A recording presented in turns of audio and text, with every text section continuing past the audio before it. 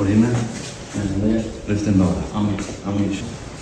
Kryetari i deri tashëm i Sarajit, këshilltar në përbërjen e ardhshme komunale, Ilyas Veseli, i ka dorëzuar detyrën Muhamet Elmazit, kandidat i Vlenit, i cili këtë pozitë e fitoi në zgjedhjet e 19 tetorit. Elmazi nuk është i vetmi që sot e mori detyrën, përposti pas certifikimit të rezultateve të rrethit të parë të zgjedhjeve lokale. Detyrën e tij në të njëjtën pozitë do ta vazhdojë edhe kryetari i Gazibabës, Boban Stefkovski, i cili në karrigën e të parit të komunës ishte edhe 4 vitet e kaluara. Njoftimin se do ta vazhdoj detyrën e bëri vetë Stefkovski. Në një shkrim të publikuar, ai ka falendëruar të gjithë banorët e Gazibabës për besimin e dhënë, për mbështetjen dhe vizionin e përbashkët për një Gazibab më të mirë.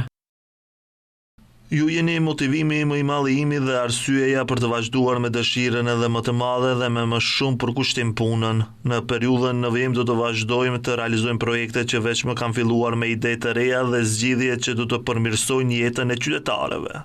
Saraj dhe Gazibaba janë komunat e para që krerët e komunave të zgjedhur më 19 tetor marrin detyrat, ndërkaq të dielen më 2 nëntor pritet të zhvillohet edhe rrethi i dytë i zgjedhjeve lokale. Gara për të parin e komunës vazhdon në Tetov, Bogovin, Dibër, Struk, Studeniçan, Bërvenic, Kërçov dhe Dollnen.